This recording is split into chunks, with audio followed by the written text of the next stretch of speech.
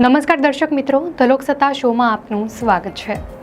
મહારાષ્ટ્રના ઔરંગાબાદના રાજન કાબરાએ આ વર્ષે ચાર્ટર્ડ એકાઉન્ટન્ટની અંતિમ પરીક્ષામાં ટોપ કર્યું છે, જ્યારે કોલકાતાના નિષ્ઠા બોથરાએ 83.83% ગુણ સાથે ઓલ ઇન્ડિયા રેન્કિંગમાં બીજું સ્થાન મેળવ્યું છે અને મુંબઈના માનવ રાકેશ શાહે 82.70% ગુણ સાથે ત્રીજું સ્થાન હાંસલ કર્યું છે। Institute of chartered accountants of ઇન્ડિયાએ 6 જુલાઈના રોજ ફાઉન્ડેશન, ઇન્ટરમીડિયેટ અને ફાઇનલ ત્રણેય સ્તરો માટે ચાર્ટર્ડ એકાઉન્ટન્સી 2025 પરીક્ષાના પરિણામો જાહેર કર્યા। આમાંથી 14.247 વિદ્યાર્થીઓએ સૌથી પડકારજનક તબક્કો એટલે કે સીએ ફાઇનલ પરીક્ષા પાસ કરી, જેઓ હવે લાયક ચાર્ટર્ડ એકાઉન્ટન્ટ બની જશે। ટોપર્સ દ્વારા મેળવેલા ગુણ એ વાત સાબિત કરે છે કે ચાર્ટર્ડ એકાઉન્ટન્ટ બનવું એ સૌથી મુશ્કેલ પરીક્ષા પાસ કરવા સમાન છે। ઘણાનું સપનું હોય છે સીએ બનવું, તો આપણે જાણીએ કે સીએ કેવી રીતે બનવું અને તેની પરીક્ષા શા માટે આટલી મુશ્કેલ હોય છે। સૌથી પહેલાં જાણીએ કે સીએ કોણ હોય છે।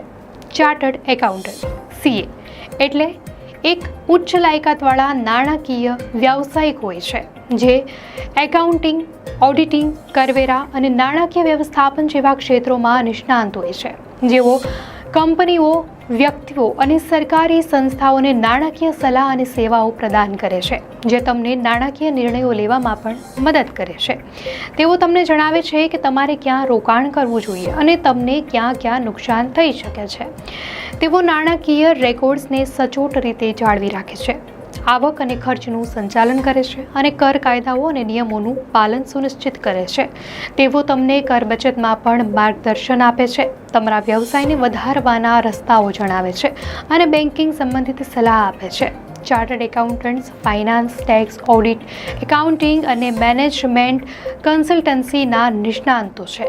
તેમની મુખ્ય ફરજો અંગે વાત કરીએ તો વ્યાવસાયિક હિસાબ, આયોજન અને કરવેરા અને જીએસટી રિટર્ન ફાઇલ કરવા, વૈધાનિક, આંતરિક અને કર ઓડિટ કરવા, નાણાકીય નિવેદનો અને અહેવાલો તૈયાર કરવા, કંપનીઓને નાણાકીય, ક્યારેક કાનૂની અને વ્યવસ્થાપક સલાહ પૂરી પાડવા।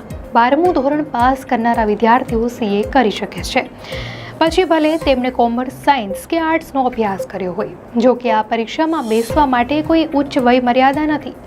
વિજ્ઞાન કે કલાના વિદ્યાર્થીઓ માટે પણ કોઈ પ્રતિબંધ નથી। આઈસીએઆઈ દરેકને પરવાનગી આપે છે, પરંતુ કોમર્સના વિદ્યાર્થીઓને આ વિષય સમજવામાં સરળતા રહે છે, કારણ કે તેમને એકાઉન્ટન્સી અને ગણિતનું જ્ઞાન પહેલેથી જ હોય છે। ત્રણેય સ્તર માટે વર્ષમાં 3 વાર સીએ પરીક્ષાઓ લેવામાં આવે છે। અત્યાર સુધીમાં સીએ ફાઇનલ પરીક્ષાઓ વર્ષમાં 2 વાર લેવાતી હતી, પરંતુ આ વર્ષે માર્ચમાં આઈસીએઆઈએ 3 વખત આયોજિત કરવાની જાહેરાત કરી હતી। આ પરીક્ષાઓ જાન્યુઆરી, મે અને સપ્ટેમ્બરમાં લેવાશે। હવે જાણીએ કે સીએ કેવી રીતે બની શકાય, તો પહેલાં આપણે તેની રચના જાણી લઈએ। Institute of chartered accountants of India એટલે કે આઈસીએઆઈ સીએ પરીક્ષાઓનું આયોજન કરે છે, જેમાં 3 મહત્વપૂર્ણ સ્તરો હોય છે। પ્રથમ, ફાઉન્ડેશન કોર્સ। પહેલાં તેને સીપીટી એટલે કે કોમર્સ પ્રોફિશિયન્સી ટેસ્ટ કહેવામાં આવતું હતું। તમે 12મા ધોરણ બાદ તેના માટે નોંધણી કરાવી શકો છો। તેમાં એકાઉન્ટિંગ, કાયદો, અર્થશાસ્ત્ર, ગણિત, આંકડાશાસ્ત્ર જેવા વિષયોના પેપર હોય છે। પાસ થયા બાદ તમે આગલા સ્તર પર જાઓ છો।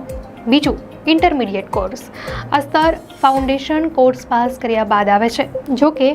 જો તમે બેચલર ઓફ કોમર્સ અથવા બીકોમમાં 55% ગુણ અથવા નોન કોમર્સ ગ્રેજ્યુએશનમાં 60% ગુણ મેળવ્યા હોય તો તમે ઇન્ટરમીડિયેટમાં સીધો પ્રવેશ મેળવી શકો છો। તેમાં 2 જૂથો છે। પહેલું, એકાઉન્ટન્ટ્સ, કાયદો, ખર્ચ, કર। બીજું, advance accounting, auditing, enterprise information systems અને સ્ટ્રેટેજિક મેનેજમેન્ટ, ફાઇનાન્શિયલ મેનેજમેન્ટ અને ઇકોનોમિક્સ। વિદ્યાર્થીઓ પાસે એક જૂથમાં અથવા બંને જૂથોમાં એકસાથે હાજર રહેવાનો વિકલ્પ છે। આર્ટિકલશિપ। ઇન્ટરમીડિયેટનો ઓછામાં ઓછો એક ગ્રુપ પાસ કર્યા બાદ તમારે પ્રેક્ટિસ કરતા સીએ હેઠળ 3 વર્ષની તાલીમ લેવી પડશે। આને આર્ટિકલશિપ કહે છે। જો કે આ માટે કોઈ પરીક્ષા નથી। અંતિમ અભ્યાસક્રમ। તમે આર્ટિકલશિપના છેલ્લા 6 મહિના દરમિયાન અથવા તે પૂર્ણ થયા બાદ અંતિમ પરીક્ષા આપી શકો છો। આમાં પણ 2 જૂથો છે। આ વિષયો અદ્યતન છે, જેમ કે નાણાકીય અહેવાલ, વ્યૂહાત્મક નાણાકીય વ્યવસ્થાપન, પ્રત્યક્ષ કર, પરોક્ષ કર, ઓડિટ, કાયદો, વ્યૂહાત્મક ખર્ચ વ્યવસ્થાપન. હવે સૌથી મહત્વનો સવાલ કે સીએ બનવું કેમ મુશ્કેલ માનવામાં આવે છે? ચાર્ટર્ડ એકાઉન્ટન્ટ બનવું એ ભારતમાં સૌથી પડકારજનક અને પ્રતિષ્ઠિત કારકિર્દી માર્ગોમાંથી એક ગણવામાં આવે છે. સીએ પરીક્ષાને સૌથી મુશ્કેલ બનાવતી બાબત એ છે કે તેનો પાસ થવાનો દર ઓછો છે. આ વખતે 15.9% વિદ્યાર્થીઓએ તેના પ્રવેશ બિંદુ એટલે કે ફાઉન્ડેશન કોર્સ પાસ કર્યો છે.